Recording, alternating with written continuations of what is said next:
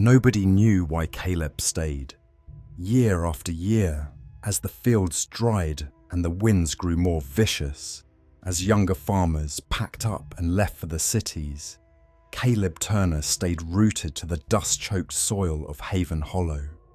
He lived alone in the crumbling farmhouse he'd inherited from his father, who had inherited it from his own father before him. Some said it was stubbornness, others whispered that it was guilt, but there was something about Caleb's eyes, sharp, sun-worn, always scanning the tree line, that made folks speak softer when his name came up. He was respected in a way that made people uneasy, and no one, not even once, had dared ask him why half of his cornfield stayed untouched each harvest. Even the town's older folks, the ones who remembered the tragedies from decades past, avoided the subject. "Best leave well enough alone," old Gus at the feed store would mutter. Folks listened. They always did when Gus got that look in his eye, the one that meant the past was knocking. The untouched rows stood like sentinels, tall, brittle stalks leaning slightly east, no matter the wind. Year after year, the same rows left unharvested, while Caleb laboured sunup to sundown clearing the rest. He never spoke of them. When a county agent once tried to inspect the field for a government programme, Caleb stood in his path with a shotgun resting on his shoulder and a single sentence: "Some ground don't like to be stirred." No one ever brought it up again. A few locals speculated. Some believed there was buried treasure or a family secret under those rows. But anyone who got curious enough to approach the field at night swore the same thing. The silence near the untouched corn wasn't natural. It pressed against your ears. It pulsed. One autumn evening, something changed. It was the year of the longest drought in Haven Hollow history. The land cracked beneath your boots, and the cattle choked on dry air. Caleb's crop was failing, except for the untouched rows. They stood taller than ever, their leaves deep green and rustling when there was no wind.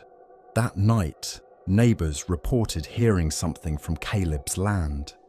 Not coyotes or the rustle of deer. It was whispering.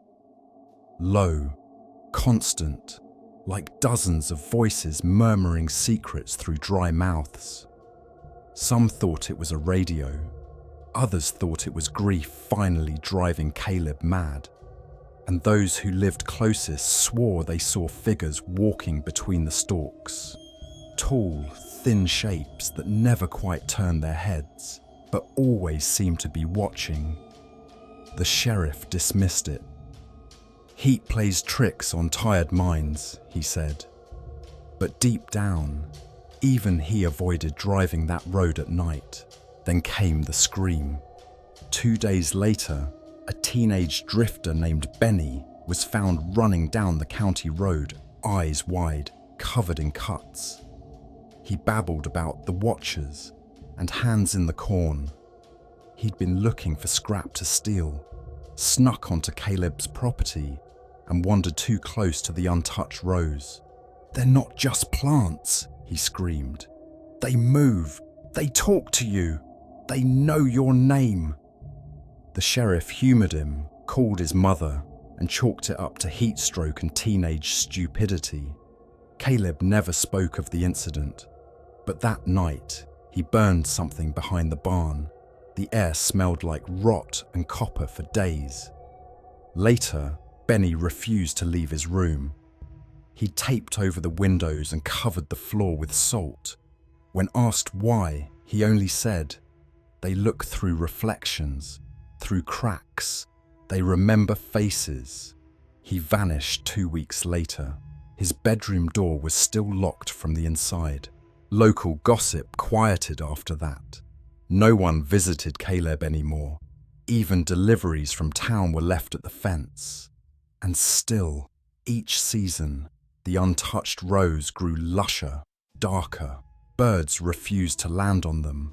Animals circled wide. Caleb, meanwhile, seemed more haggard, talking to himself as he walked past the corn.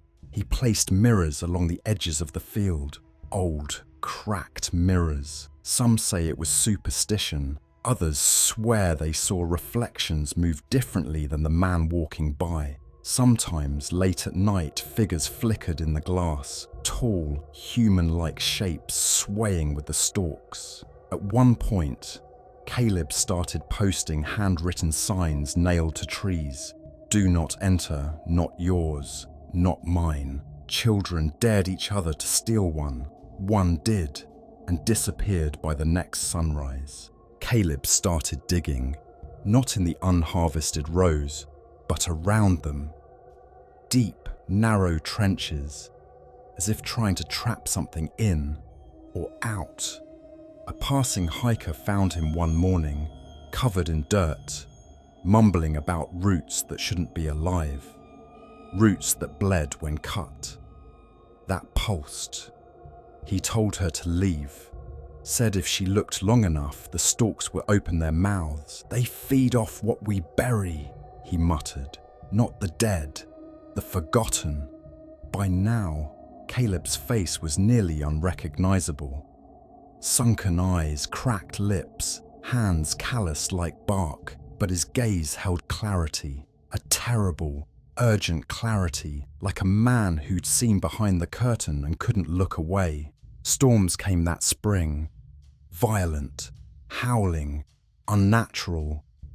Trees snapped in half, barns collapsed, but Caleb's untouched rows stood perfect, untouched, swaying in rhythm like a choir. That's when people started disappearing. A couple driving through town, a utility worker checking power lines, even the old mailman. No bodies were found, just the sound, those whispers. Thicker now, almost audible from the road. Sometimes, those who passed by late at night heard their own names carried on the wind, not spoken, but remembered, as if something beneath the earth was sifting through memories. Then Caleb was gone. One morning, the sheriff came by to check on him and found the farmhouse door swinging open. Everything inside, untouched. No signs of struggle, just a single message carved into the kitchen table. "It's fed enough." They searched the fields. The trenches were now filled in, the mirrors shattered, but the untouched rows, gone, as if they'd been swallowed whole, leaving behind only blackened earth. That night, the wind carried a sound no one would forget, a chorus of breathless sighs and something like laughter coming from underground. And in the fields where nothing had grown in decades, new shoots began to sprout, but they weren't corn. They were grey, veined, pulsing. Today, the land is fenced off. Locals claim to hear things at night, faint scratching, muffled cries. Some say it's just the wind. Others say the field remembers, that it's not the corn you should fear, but the ground beneath it, the roots, the memory of what was planted long ago. No one farms that land anymore, not even for a price. And every spring, something new grows for just a single night, then vanishes before dawn, and every year, without fail, someone disappears.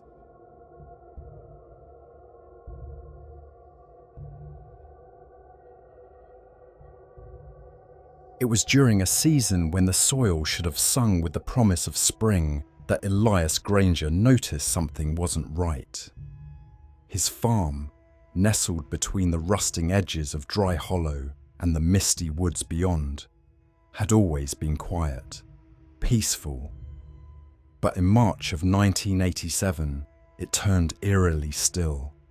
Birds stopped landing on the fence posts. The wind no longer rustled the wheat. And Elias, a stoic farmer in his 50s, began waking up drenched in sweat, haunted by dreams of soil that breathed. Elias wasn't the kind to speak nonsense. He had calloused hands, a worn Stetson, and a way of squinting that made you feel like he saw something you didn't. So when he told the town's feed store clerk that he heard voices in the fields, low, whispering ones that rose just before dawn, people laughed uncomfortably. Too much isolation, they said. Too much wind in your ears. But Elias knew what he'd heard. And worse, he knew what he'd seen. Deep, claw-like patterns spiraling around his crops, as if the earth itself had been trying to dig something out or bury it. Even the crows, bold as they were, had stopped circling overhead. By mid-April, things had escalated. Cattle began vanishing from neighbouring farms. Not stolen, no tracks, no fence breaches. Just gone. The sheriff chalked it up to rustlers with a clever hand. But Elias had another theory. He found bones. Cattle bones. Gnawed clean and arranged in strange concentric circles behind his silo. They hadn't been there the night before. The flesh had been stripped so precisely it looked surgical, and always the whispering returned before dawn, growing louder, more urgent. He started setting up motion-triggered lights, bought an old camcorder, and positioned it to face the cornfield. What he saw on the tape the next morning made his stomach twist. The corn swayed violently in the absence of wind. A dark shape, lanky and bent at unnatural angles, emerged from the rows. It stopped at the camera, as if aware of its presence, and whispered in a dry, raspy voice, still feeding. Then it vanished. The voice wasn't alone this time. There were more whispers, layered, as though many mouths spoke at once, overlapping.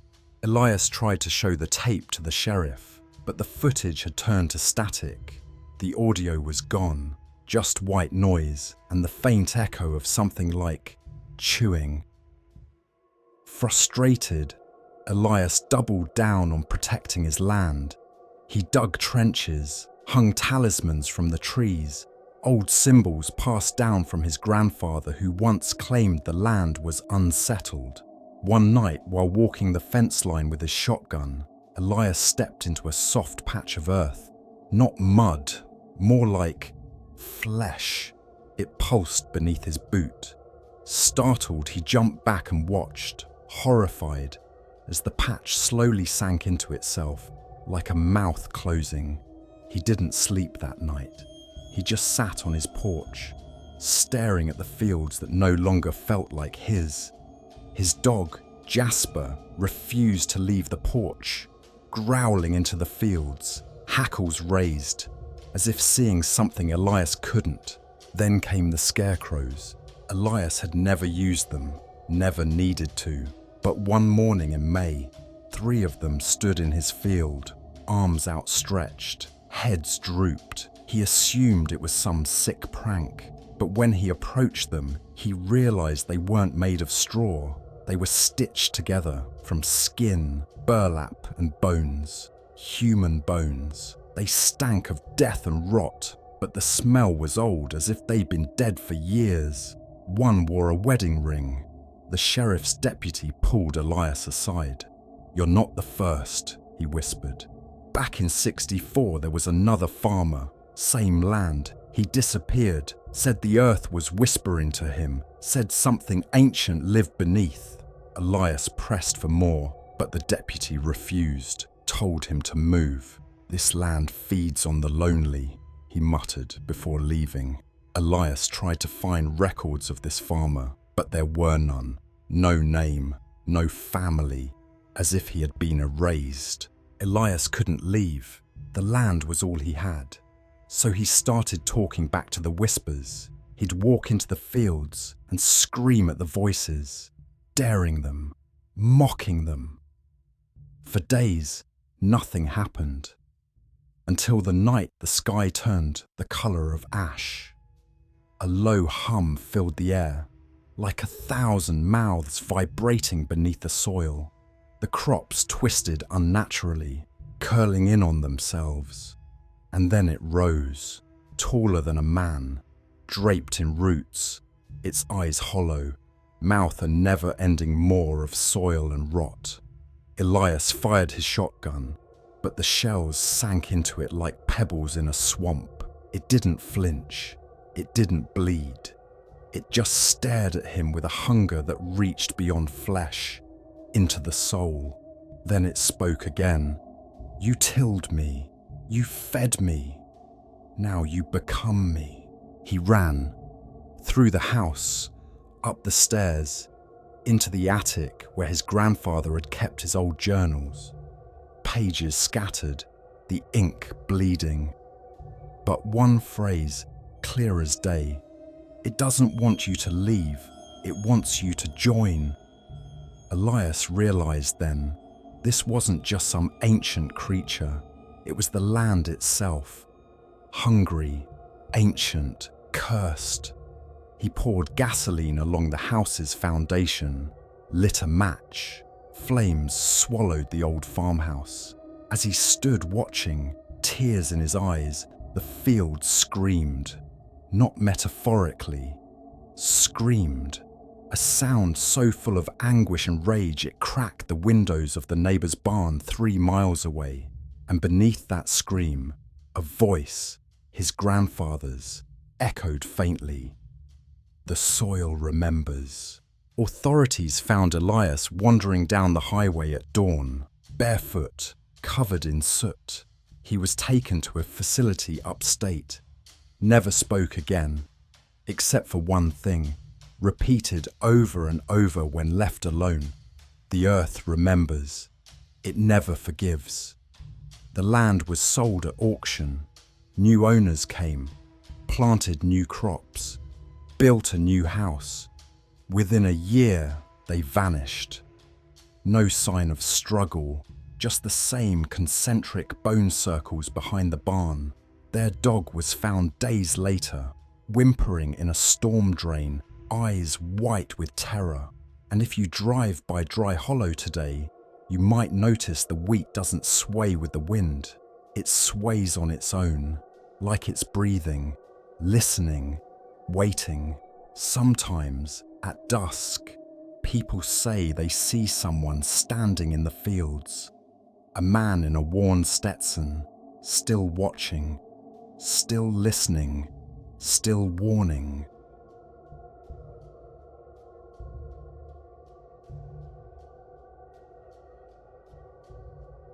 It started with a silence, not the kind that calms, but the kind that presses down on your chest and makes your ears ring. That morning, the birds didn't sing. No breeze stirred the cornstalks, just stillness.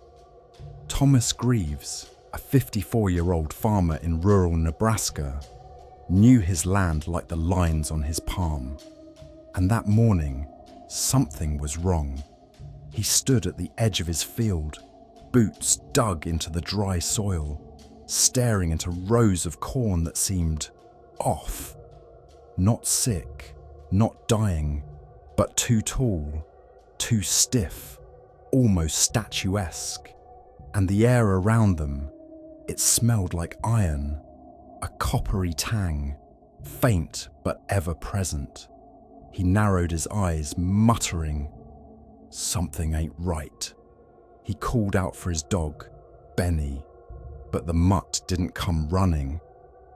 Thomas walked a few rows deep, pushing the corn aside, heart drumming. That's when he saw the first one, a rabbit, or what used to be a rabbit. Its body was rigid, eyes wide open, mouth frozen in a scream. There was no blood, no bite marks, just fear. He bent down, examining the soil. It was damp, too damp, sticky, almost like clay. And beneath the rabbit's body, the ground was slightly sunken, like it had been breathing. He touched the cornstalk next to it, It was cold, colder than the air, and it pulsed just once under his fingers. That night, Thomas didn't sleep.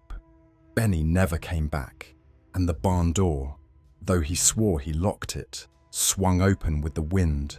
The cows refused to eat, mooing nervously, their eyes darting to corners where nothing moved. He tried to call the vet, but the line was dead. And when he went back to the field that afternoon, the corn had grown, not just a little, by a foot, maybe more. In 24 hours, the crows had vanished, the air hung heavy.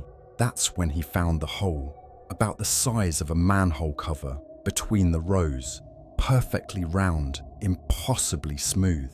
It looked like the earth had been melted. Thomas crouched beside it, peering into the darkness, and he could swear he heard breathing. Slow, rattling, wet breathing. He stood up so fast he nearly fell backward. "Hell no," he muttered, wiping his hands on his overalls. But when he turned to leave, the corn had shifted. There was no path.